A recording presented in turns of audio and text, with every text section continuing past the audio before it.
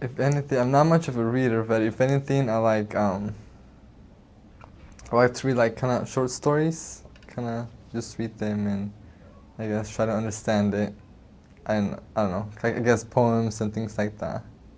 They have meaning to it, and I feel like sometimes it's very powerful to know certain people's thoughts regarding certain things, and I feel like reading like poems or like short stories, things like that, they tell a little story that most of us probably are not aware of certain things, and I feel like when I read it, I'm able to understand, I guess, certain things that the author wants to like give off their stories.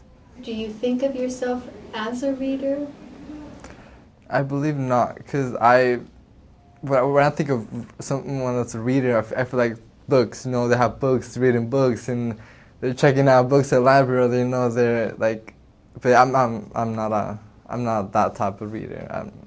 I hardly get a book and start reading it, because I feel like it's not I get bored, but I get distracted, so I don't finish a book. So I like to read like short stories and things like that because they don't take much time as a book. Can you tell me what it is that you are planning to do while you're going to school and how physics fits into your career plans? Oh, I'm trying to go into physical therapy school. So when I first started physics, I was like, I don't really need it. I don't know. I still was trying to figure out why do I need physics, but then as we went through the course, there's definitely certain things like that, like I guess your leg, and I guess you kind of need to know like torques and your angles, and you need that for, I guess, physical therapy or for other classes that you might be taking in the future. So it definitely does help, or it kind of prepares you definitely for the future, I feel.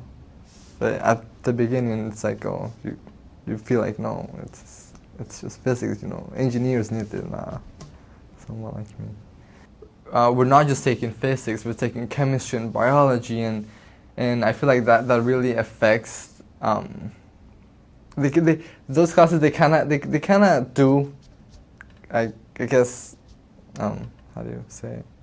Combine, or they do kind of make sense together, but I feel like it's very difficult trying to balance like all your sciences at the same time, and I feel like that's kind of our problem, or that's an issue that we all of us have. We're like, oh, we're taking physics and chemistry, biology, physiology, anatomy, all this stuff, and I feel like we kind of prioritize other classes and not really physics.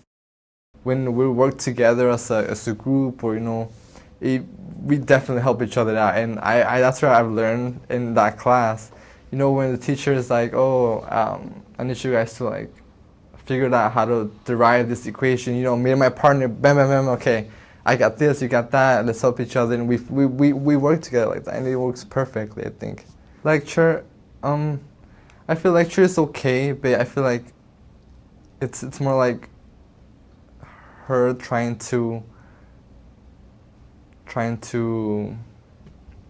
I guess trying to explain, but I feel like at a certain point it's like we're just listening. We're not really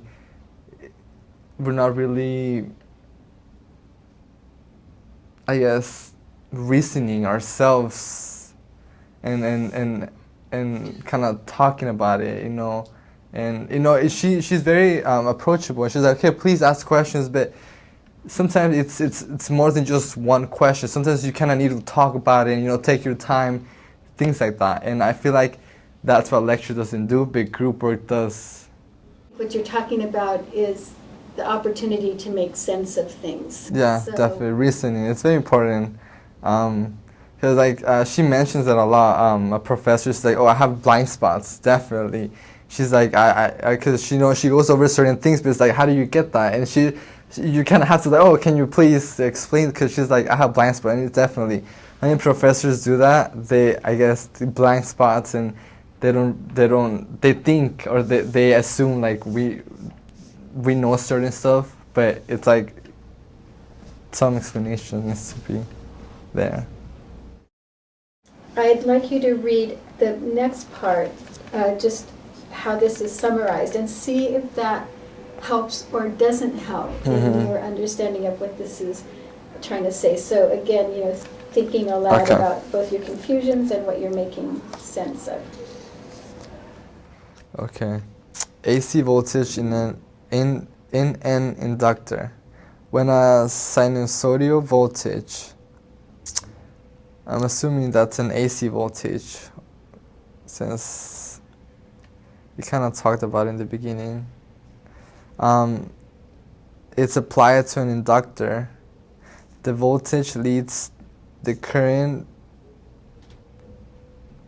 by 1/4 of a cycle, or by 90 degrees phase angle.